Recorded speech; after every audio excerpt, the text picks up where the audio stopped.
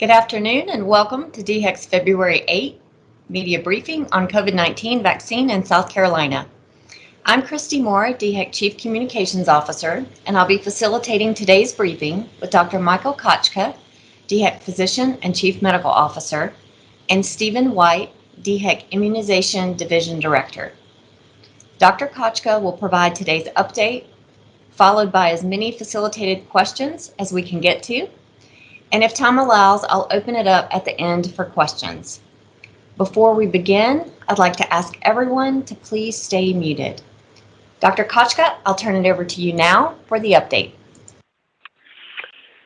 Thank you very much, Christy, and good afternoon, everyone. We're happy to announce that beginning today, South Carolinians aged 65 and older can begin to schedule their appointments to receive their COVID-19 vaccines.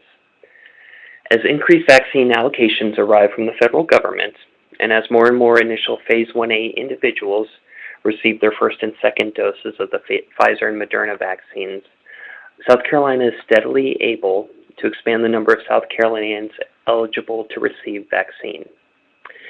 Expanding vaccine access to those 65 and older is an essential step in our plan for saving lives. We save lives by making sure those most susceptible to death and severe illness from COVID-19 are prioritized to receive vaccine first. We encourage all South Carolinians 65 and older, regardless of health status or pre-existing conditions, to begin scheduling their shots at a location currently accepting COVID-19 vaccine appointments. So locations can be found at scdhec.gov/vaxlocator, that's VAX, V-A-X, locator, all one word. And people can also call DHEC's COVID-19 vaccine information line at 1-866-365-8110 for help finding vaccine providers. While states across the country continue to receive more and more doses of vaccine each week from the federal government, and while more than 513,000 South Carolinians have received their shots, the amount of vaccine available is still limited everywhere, not just in our state. It'll be several months before enough vaccine is available for everyone who wants to receive their shots. For those who are still waiting to receive their vaccine, and for those who have received their vaccine, it's critical that we all continue to wear our mask and physically distance from others. Even after you've received your vaccine, you'll need to follow the daily disease prevention steps that work in stopping the spread of COVID-19. The vaccine protects your body if you encounter the virus, but it's still uncertain to what extent those vaccinated may still be able to spread the virus if they encounter it. That's currently being studied, and we hope to have more information on that soon. Until enough of the population is vaccinated and herd immunity is established, we all need to do our part, as we have been for almost a year now, by wearing masks, physically distancing, and washing our hands. Over the weekend, there were new reports of certain COVID-19 vaccines having varying levels of protection against some of the new strains of the SARS-CoV-2 virus being identified around the world. DHEC's doctors and medical professionals continue to communicate regularly with the CDC and other national partners about the latest information in regard to vaccines and these newly identified strains. Experts continue to believe that the current COVID-19 vaccines will protect people against the South Africa and United Kingdom strains. We will continue to provide the most current, factual, and science-based information about COVID-19 vaccines and their effectiveness on variant strains through public announcements, media briefings like these, and on the DHEC website. The most important message continues to be that even as more and more South Carolinians receive their shots, the small daily acts of wearing masks and physically distancing are keys to our ongoing battle against COVID-19. Thank you very much. Thank you, Dr. Kochka. Stephen, this is a three-part question, so we'll just take it one at a time. Can you provide an update on the 30,000 more Moderna doses the state was receiving over the course of 3 weeks and how those are being directed to rural communities? Thanks, for the question. So DHEC has been working with the South Carolina Office of Rural Health and the South Carolina Primary Healthcare Association to direct vaccines to those rural clinics. And so the vaccines are routed to those FQHCs and RHCs as those sites are requesting doses from the state. So each week they'll put in their dosing request to the state. We will take those into consideration based on our allocations. And then they will receive doses the following week when those vaccines make their way to the state. But for providers to be able to receive the doses, they must be enrolled and they have to be activated in order to receive the vaccines. Thanks. And Stephen, 2 follow-up questions on this topic. Does that mean that every dose of that 30,000 is going to a rural clinic? And then secondly, how was it determined how many doses went to which rural areas?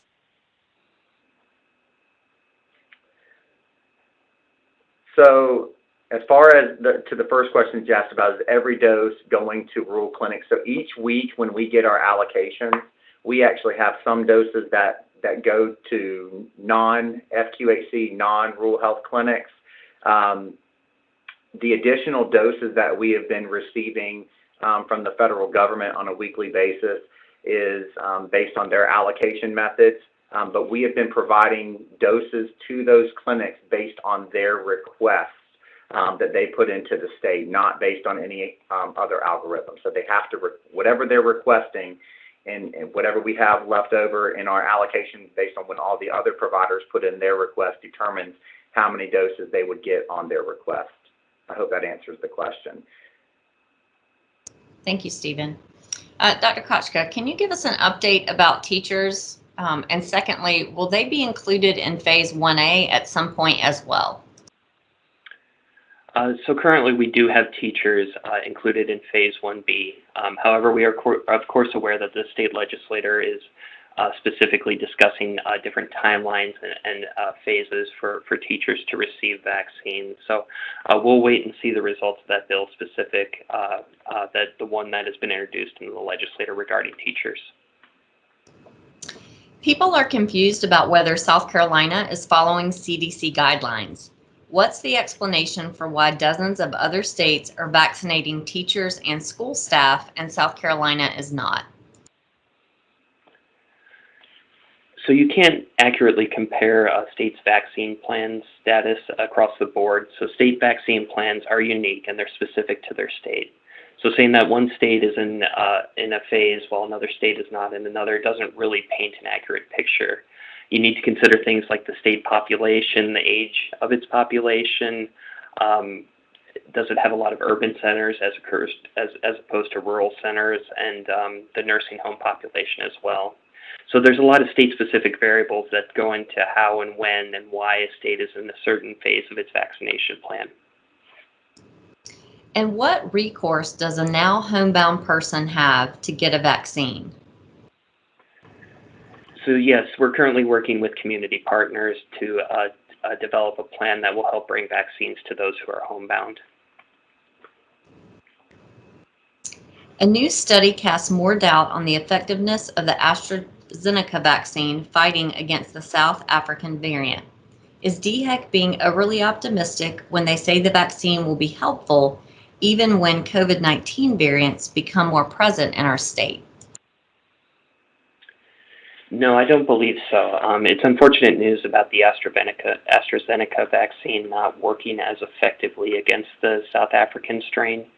The current evidence points to the vaccines that are available now will be effective against the vaccine. Now, it may not be as effective against some of these new variants as it is against the original strain of the vaccine, but the early evidence does point to that these vaccines will be effective against the virus to an extent that we would be able to control it even using.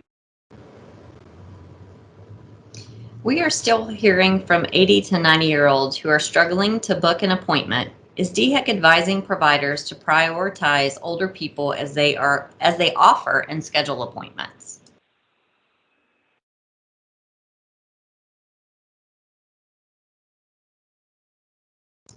Dr. Kochka, can you unmute, please? I keep getting muted for some reason. I've been muted twice here. I'm not sure what's going on.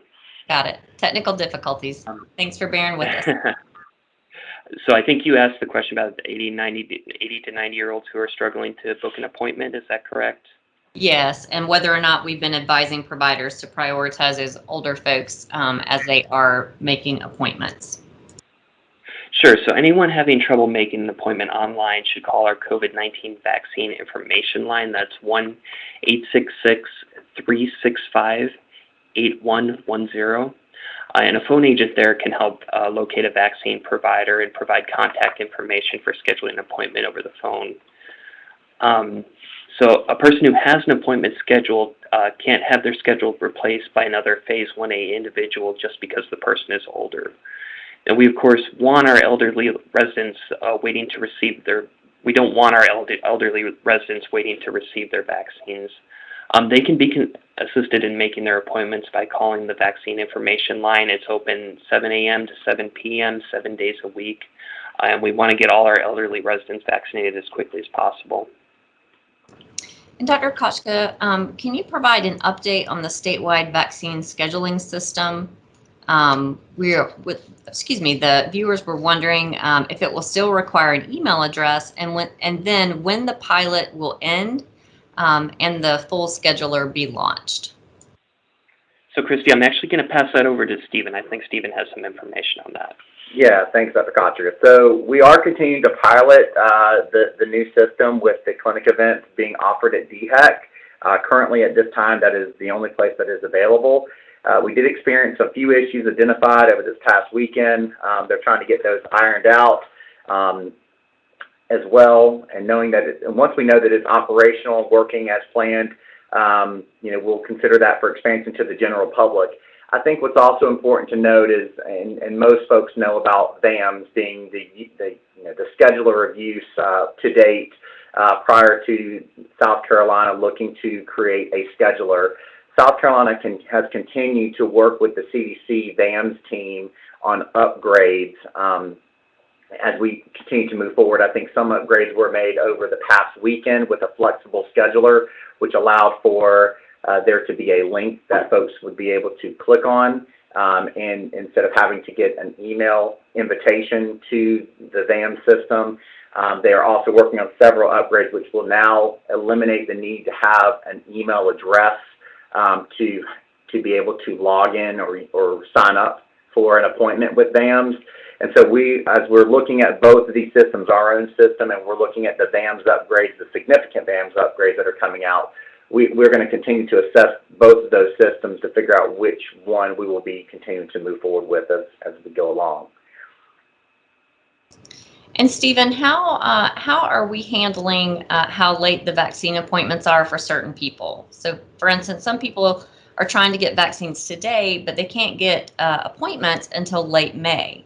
What should people do if they can't get earlier appointments?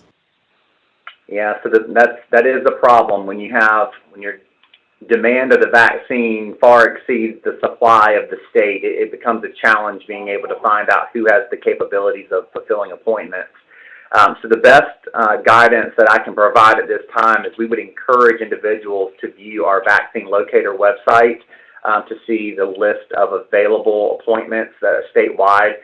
There's the drop-down list, which shows it in proximity to their location, as well as the map that's there, which we update on a very frequent basis, multiple times a day, from green if they have an appointment available or vaccine available to give, and red, of course, if they're not currently having any appointments.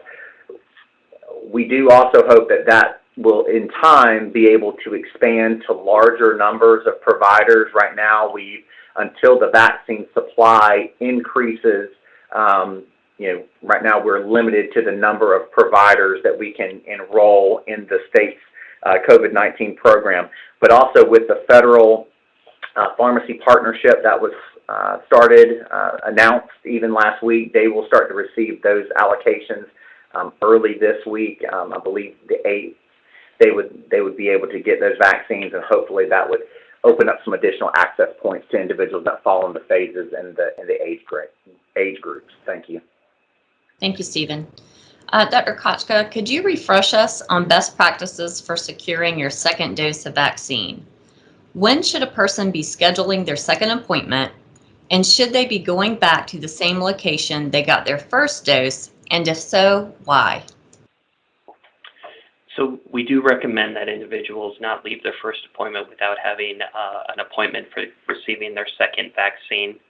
And it is a good idea that they do return to the same location. It's not absolutely essential, but the biggest reason for returning there is that location will know if they received the Pfizer or Moderna vaccine and can make sure that they get the appropriate second dose.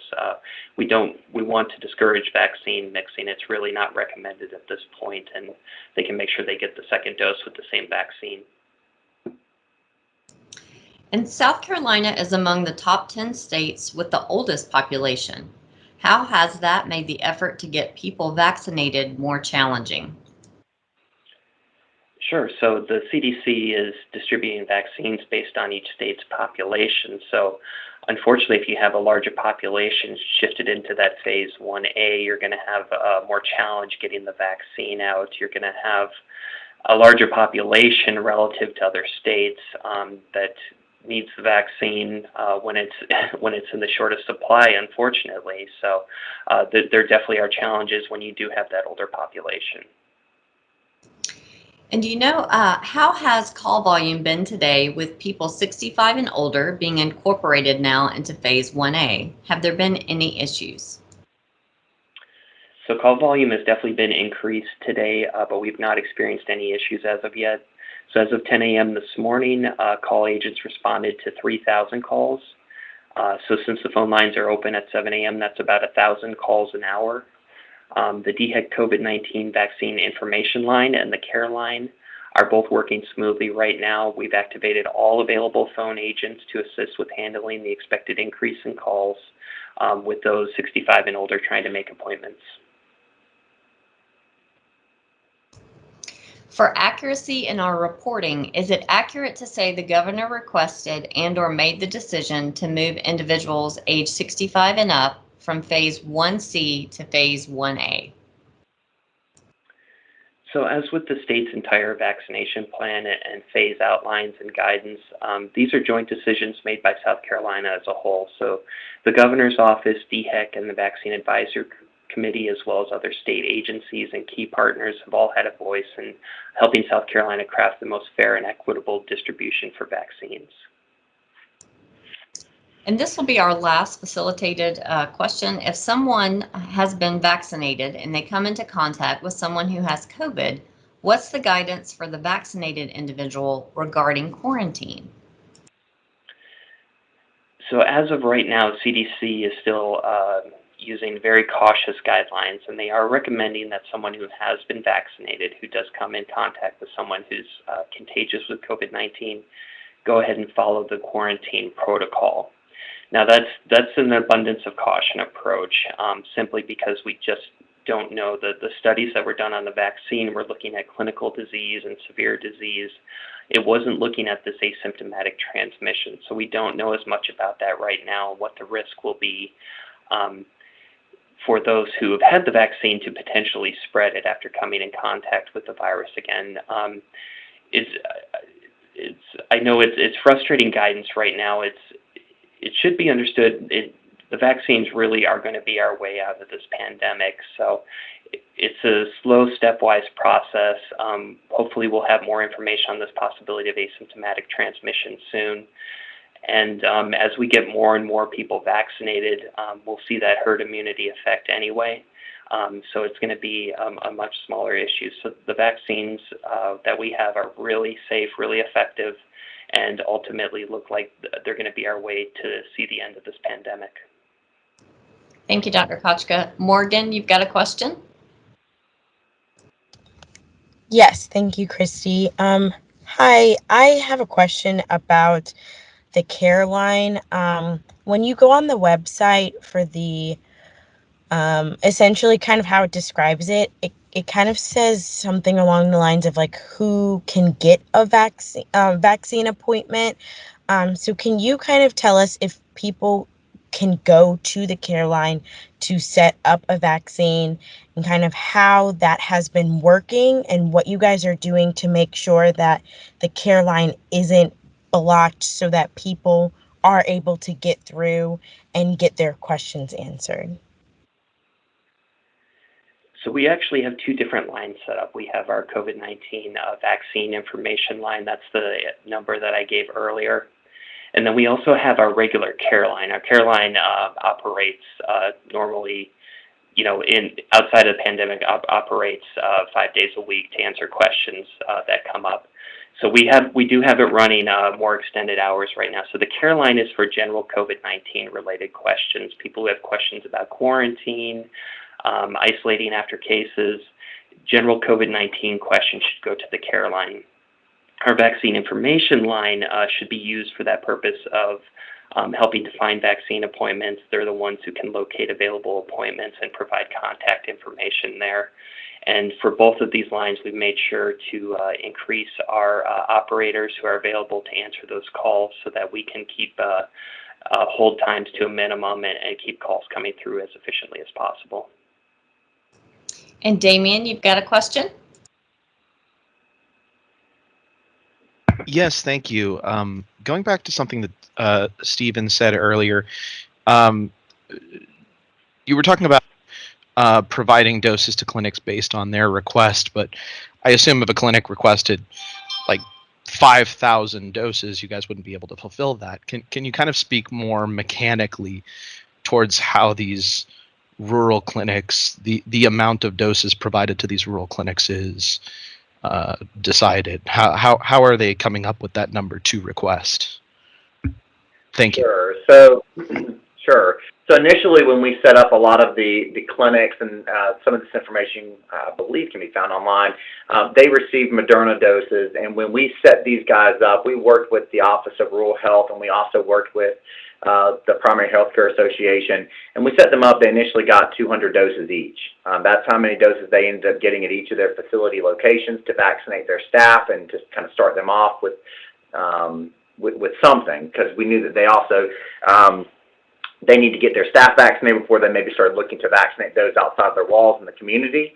And since that time, since they are utilizing the Moderna product, they have been able to place their orders, which are small. They are relative to some of the other orders that we're seeing for the Pfizer doses, which come in the larger shipping orders. So to date, as long as they're requesting, we've been able to fulfill all of their requests. So if they're placing the orders, we have not had to cut any of those because they're relatively smaller numbers compared to what we're sending to, say, the hospital systems, which get the Pfizer doses, which are 975 direct shipment to some of those sites. So to date, we have not had to do any cuts or anything like that, as we have with some of the other vaccine types and requests that we've gotten from the larger providers. So far, we've been able to fulfill everything. Thanks for the question. Fantastic. Thanks, Stephen. Judy, you've got a question? Hi, Christy. Yes, thank you. I wanted to follow up on the issue of moving those age 65 and older from 1C to 1A. I realize it's a joint decision that ultimately results in making the change, but I wanted to find out if it was a request from the governor's office that was the impetus for that change. I mean, what was the first point of even looking to make that change, if that was a request from the governor's office? Thank you. I would say it was a discussion between DHEC and the governor's office. I don't think the federal government had lowered the age to 65. We did have some concerns about that initially because we were having such limited vaccine doses available even for those over the age of 70. So we did delay a little bit looking at that. But as we move forward, as we were seeing vaccine doses go out, there was a discussion between DHEC and the governor's office, and the decision to move forward jointly with the recommendation of 65 plus being included in phase 1A. Thank you. Madison, you've got a question? Hey, yeah, thank you. I wanted to follow up to ask about what the role of the Vaccine Advisory Committee is looking like now. I know that during their last meeting they said they are going to be switching to a biweekly basis for meeting, and that there's going to be a more localized approach for how different communities would be equitably distributing their vaccines. So are there going to be regional vaccine advisory committees going forward, or what exactly does that look like now when it comes to future plans for how to distribute the vaccine? Thank you. Yeah, so the members of the Vaccine Advisory Committee come throughout our state from different communities. So aside from just their weekly meetings where they were reviewing requests for inclusion and consideration about what phases would be recommended for vaccination, they're going to work more locally to advocate for those high-risk groups in their community so we can help identify those that most need to receive the vaccine. So decentralizing it a little bit, allowing them to have more greater role in their community to interact with the people there so that they can provide recommendations for groups who might be at highest risk and who should receive vaccine. Matthew, you've got a question? So we're about a week out from the CVAS system going live, and could you speak to me more about how much of an efficient way this has been to schedule appointments at some of these smaller clinics, and if we are able to work out some of the kinks during the piloting process, what's the vision for this? Would this completely replace VAMS? Would this be the one-stop shop for everyone to go schedule a vaccine appointment wherever, whatever provider? Yeah, so I'll try my best to answer that question. So when CVAS was looked at as a solution, it is because VAMS did not have a lot of the capabilities of being able to do things that we needed it to do, especially as the phases have accelerated at a much faster pace than initially planned for in the beginning of this response. And some of those are the ability to have a link where folks can go to be able to access it without having to have an invite from a provider. That's one. Second is also the need to have an email address that's linked up or associated to a person. And so CVAS, when it was created, was only thought through as a scheduler. That was the only thing that was available for South Carolina when we were trying to do something in a pinch. So we've looked at CVAS. We're continuing to pilot that in our health departments. We have had a few issues with that. They're trying to work those out. But in the meantime, while that has been working out, CDC has been listening to South Carolina and other states that have that are using VAMS, and they have been making a lot of headway. So we don't work in silos. We aren't just trying to look at CVAS. We're also, we're trying to make adjustments on the fly. And so we've been working very closely with our CDC partners as well, and they've made a lot of adjustments with VAMS, a lot of which some are coming. Some came this weekend. Some will be coming by this upcoming weekend. And they will be major overhauls, which do a lot of the same things that CVAS does. And again, CVAS is only a scheduler. It does not do the vaccine management. And yes, we do have the state registry known as SIMON, the Statewide Information Management System, Online Management System.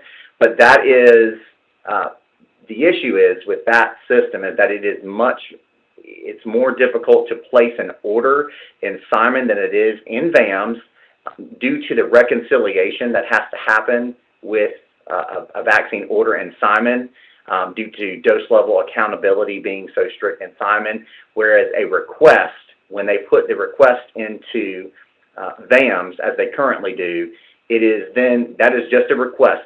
And then we at the state take that request under consideration based on the allocations that we get, and we place the orders based on the allocations that we do get. So as far as when will CVAS replace VAMS, so CVAS cannot replace VAMS in its entirety because it is only a scheduler. It is not a complete vaccine management solution. And so we are currently looking at the upgrades that CDC is making to VAMS, which as I mentioned, should be complete by the end of this week. And if they meet the need, then we will provide further guidance on what the uses of that system will look like. If it does not meet the need, then we will certainly provide, again, we'll have to reestablish what that guidance will look like in moving forward. I'd like to thank Dr. Kochka and Stephen for your time today. DHEC also appreciates the South Carolina Press and your dedication to share clear, accurate, and timely information with those who live, work, and play in our state. We will continue our COVID-19 vaccine discussion later this week. That concludes today's briefing. Thank you.